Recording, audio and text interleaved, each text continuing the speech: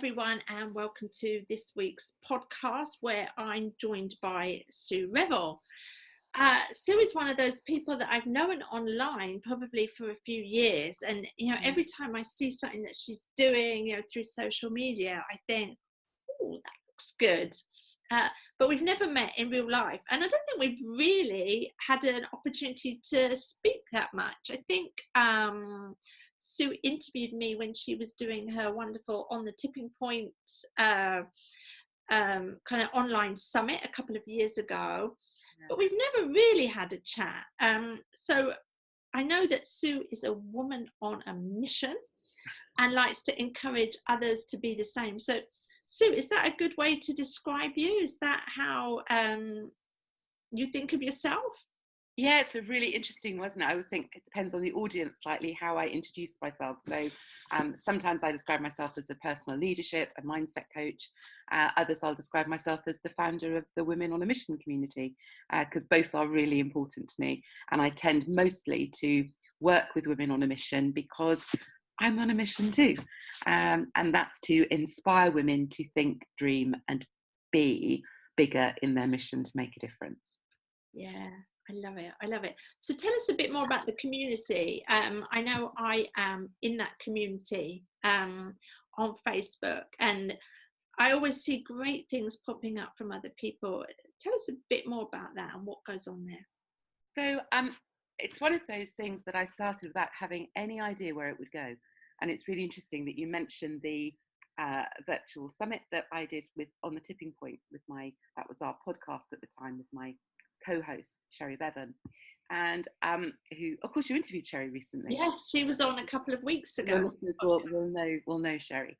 So as part of that virtual conference, one of the words that just kept coming up for me and would not go away was this theme of mission, and it just sat in my head and really, really, really bugged me for weeks. And I just had that sense of it was really important, but I didn't understand why. And a few months previously, I'd had a really a kind of deeply spiritual experience away on a retreat where I was working with a coach who combines videography with very deep coaching. And over the weekend, we had spent longer and longer periods of time in front of the camera in a darkened room under one light. And the very last session, we had an hour if we chose to use it, with no question posed. It was just for us to speak. And as I sat down, I had no idea how I was going to use that time, what I was going to discover or explore. And I had, during, I suppose about 20 minutes in, I started talking about how it made me feel when I was trying to reduce my work in explaining it to a level that people got it. Yeah. Does that make sense? And I was describing how it made me feel small when I tried to chunk down what I do and what I achieve with people. And out of nowhere, am I allowed to swear on your podcast? Oh yeah. Out of nowhere came this big voice. There's a room of dark, the room of people sat in the dark, and from nowhere, this big voice went, "And I'm not fucking small." And I had no idea where it came from. No idea. I was as shocked as everybody else was. It was one of those moments. And the coach was sat the other side of the camera with tears in his eyes. And it was just a real oh my God, what on earth was that? What did it mean? What was the purpose of it? Where did it come from? Yeah. And I talked to lots of people about it, and I spoke about it and was trying to understand if it was a message for me or if it was a message for other people. And then when this word mission wouldn't go away, I remember really clearly, it was the Sunday morning before Christmas, a couple of Christmases ago. And in the end, I was so bugged with it that I put a post on Facebook. And I just said, who do you think of when you think of women on a mission, and why? And I posted that about 11 o'clock on the Sunday morning, literally the Sunday before Christmas, when you think people might have other stuff to do. Yeah. And I went back to it about 7 o'clock that evening, and there were over 130 responses. And I just realised I'd hit on something. I didn't know what it was. And so in the new year, when this thought was still with me, I opted to write to everybody who was mentioned in that list, including your good self, and just say, look, is this a thing? Do we need a space for it? If I set up a Facebook group, will you come and join me? I make no promises. I don't know what it is. I don't know what we're going to do. It just feels as though there's a need for a space, and we work it out as we go along. Yeah. And that's what we've done. It's a small community. I don't push it. It grows organically as people find it, or they talk to me, or they find it, me talking about it online. And I have a mix of women who are on a mission to do things. And that's great, because that's often where I think that momentum starts. Yeah. And then there are a group of women who are on a mission to change things. And that might be really local to them, or in their business, or in their world. And for some of them, that's changing big stuff in the world. Yeah. So, and I love that spread of women who've come to join us. Fantastic. So if there's somebody watching this right now, or listening, on the website, we could put a link to the group. So if somebody absolutely connecting with this right now and they're thinking, I'm a woman on a mission, they could click through and connect and come through to the group. Fantastic. Well, we will put a link. I think if you're watching on the website, it will be above the video. I always need to remember which way to point it at. And the interesting thing that's come from that is it's given me a kind of reshaping focus for my own coaching practice, I think. I have 30 years experience of leading change in some shape or form. And I had never thought about combining that with the deep personal coaching, which is my deep love in terms of work.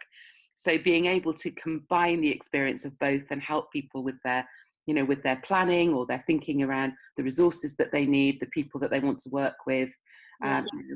It starts, I think, with your passion and where your interest lies. Then it's about your purpose and how you connect outside of you. But then it comes back to, what's your plan to deliver it and make this happen? Who do you need around to do that?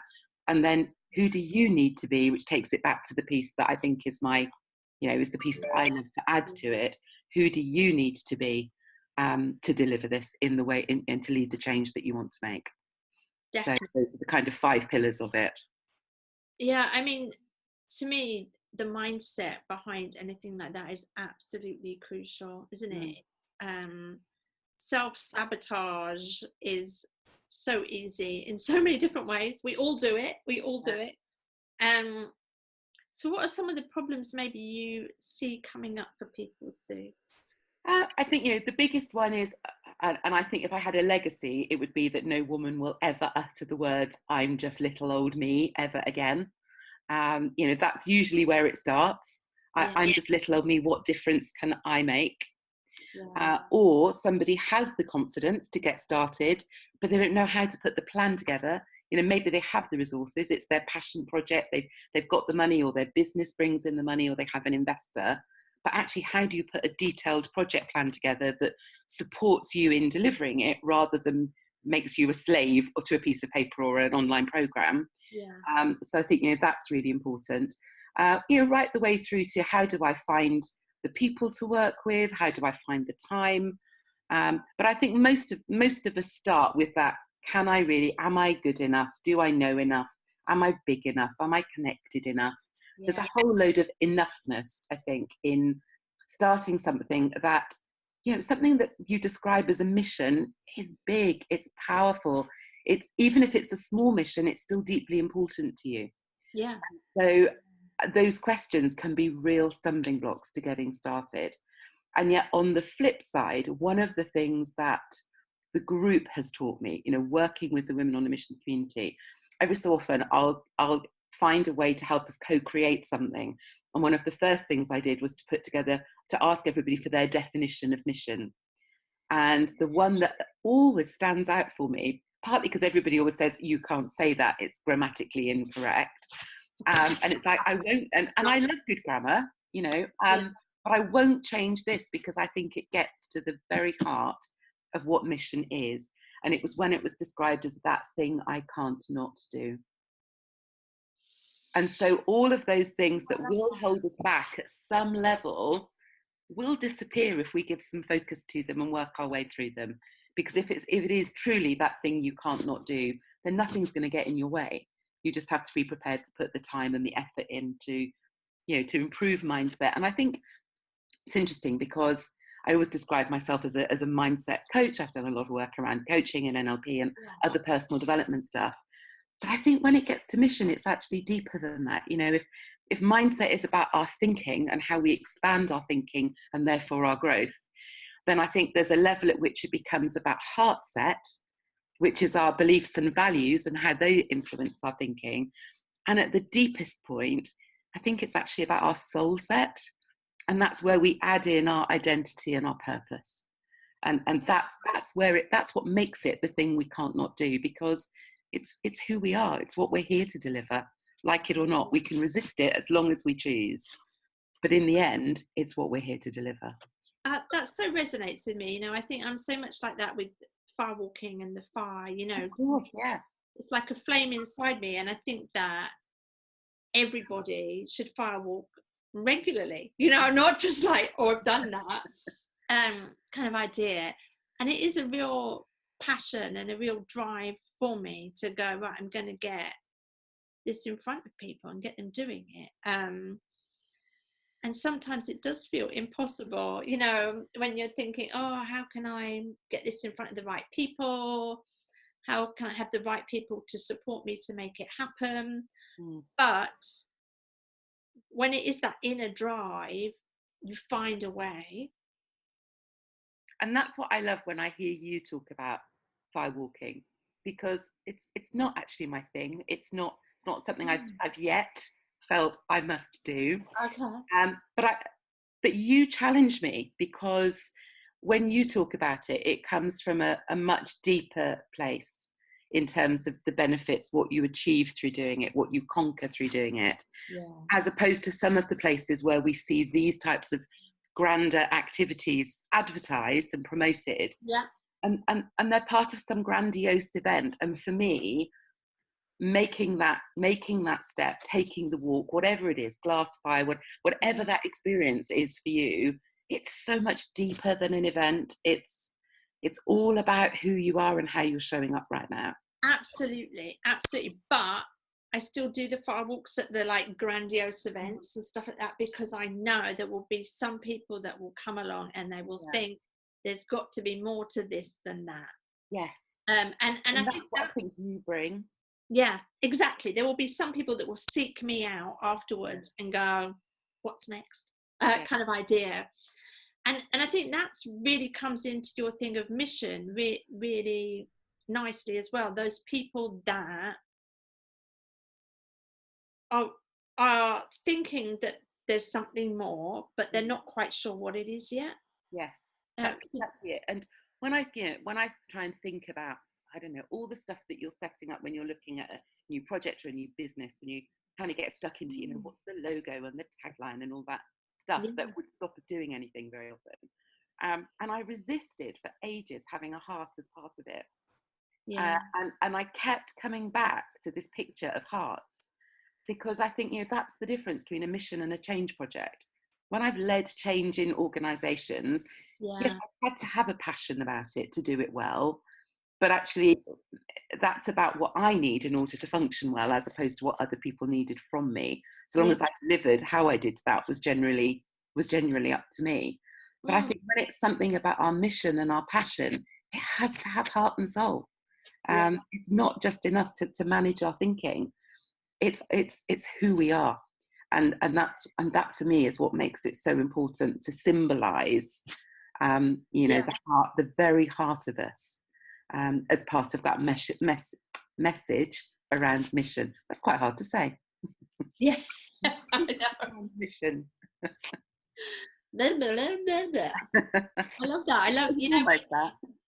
I think you're like me. You do some speaking and stuff like that, and I love it that you just said that, because that's all about mindset as well, isn't it? When something doesn't come out quite right, or you're on stage and you to have that mindset where you can go, I just screwed up, kind of idea. But actually, that's a big.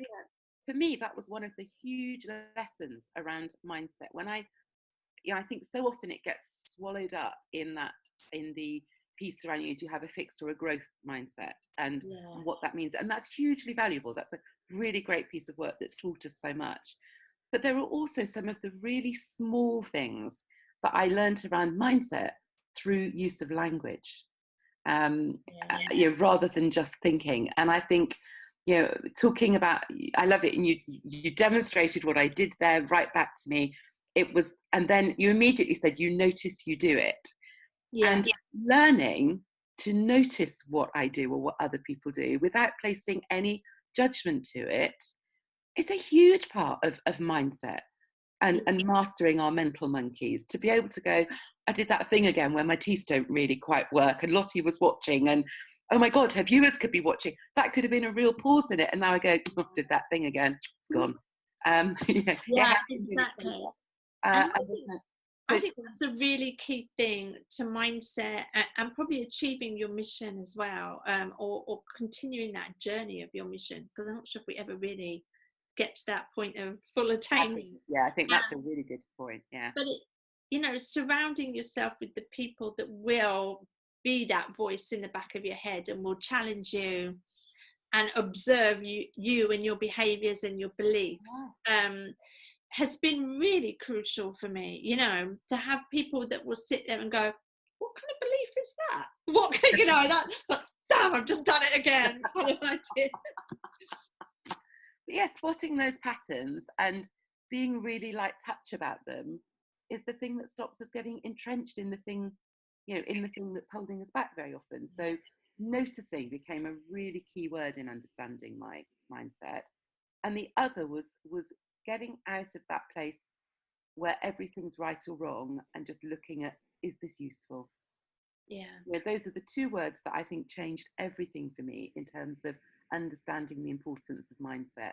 When I can take myself out of judgment that would hold me back from doing stuff, and can do it at the flick of a switch and just go, oh, I've done it again, and it's over and past, and it's there's no massive weight of judgment and criticism in it. That's really important. And the same for other people. When I don't know about you, but I spend a lot of time listening to clients who will come in, cross about something that hasn't worked, or that they've not done, or somebody else hasn't done. And there's that sense of, but it was right or it's wrong. And it's like, how useful is this right now? And shifting that thought, I think, can often make such a big difference to our ability to think in a more resourceful and resilient manner, can't it? Definitely. So if there's somebody kind of listening today or watching today, or however they're connecting, and they're sitting there and they're thinking, I have this mission, I have this pull, that's what the fire is for me, it's a pull, but I can't because X, Y, Z, Z, Y, X, and so on and so forth. Could you give them a couple of tips on maybe how to, just overcome that initial barrier and just get started? What advice would you give? I think one of the first thing, in a way, is to do what you've just done. The first thing is to articulate those resistances. Because we all have them. And as you said earlier, I can't remember the exact example you used, but there's that point at which, when we say something out loud, when we give breath, when we articulate our resistance, even if we don't recognize how ridiculous it sounds, somebody else will. And at the same time, sometimes just saying it out loud to a lamppost will have the same effect. It's getting it out of our head. It's the thing that holds us back. But actually just getting it out of our head into the air will help us to go, actually, is that as big or as bad or as difficult as I think it's going to be? So I think just articulating our resistance is really important. I think recognizing that our resistance actually has a really important job to do in keeping us safe is another really important thing. So whatever it is that you're experiencing as you're feeling that pull, to recognize it's completely normal, that there is going to be a part of you that's going, don't know about that. That might be a bit risky. That might cause criticism. Other people might say something. Other people might think. Those are all entirely natural thoughts. So I always recommend the book The War of Art to somebody who's struggling with resistance. It is the most wonderful book. Not the it's one of the shortest books I've ever read, but not necessarily the easiest. But that really demonstrates all of the many ways in which we demonstrate resistance, and the ways, therefore, in which we can overcome it. It's written for creatives, but it really is just the most wonderful book for anybody who's looking to start something and to feel is feeling held back. So I think articulating is really important. Recognizing resistance is part of us. I'm a great advocate of, therefore, thanking it and loving your resistance, not the whole let's kick it into touch, beat it up. It's part of you. So there is no point in beating yourself up. Your unconscious mind will do that quite happily with your mental monkeys. So let them do their thing. Thank your resistance for keeping you safe, and reassure that part of you that actually you've got this, that you are going to make a start, and you're just going to take the first small step. And so that would be my final thing is find the smallest thing that you could do that will make the biggest difference, because you then start to build evidence against the things that are holding you back, that actually you've got this. You can make a start and then get help. I think when you look at a bigger thing, it can seem so overwhelming and so ridiculous, and you worry about what other people will say, and you never get started. But actually, if you can work out what that first little step is, then you're on your way. And the first step might simply be to talk to somebody else about it, because once you've talked about your mission to somebody, it's interesting how inspiring that is on its own, just putting it into words. That thought that you've had, that you've been wondering about, the feeling of pull, as you say. If you've never discussed it with anybody, then that's a really good place to start. Brilliant. Good stuff. Well, look, I think that's some great advice for people. Just a reminder as well, if anybody wants to get started on that journey, maybe you could support them, but probably the best place to start is in the Facebook group. I would say. Come and join the group, or find out more about me on my website. And in good company. Absolutely. Just remind us of your website URL. So my website is www.suerevell.com. Nice and easy. Easy. Perfect. Thanks so much for joining us today, Sue. You're yet another person I'm thinking I'm going to have her back on to speak in a bit more detail, because we get some real fascinating people coming on the podcast. But I love the way that you're supporting others to really move forward and do really exciting, like juicy stuff. That's my word for this year, juicy. Nice. So it's fantastic. I think that's it for today. Thanks to everybody that's watching or listening. And don't forget to check out Sue's website, or come over to the Facebook group and say hi. Bye for now.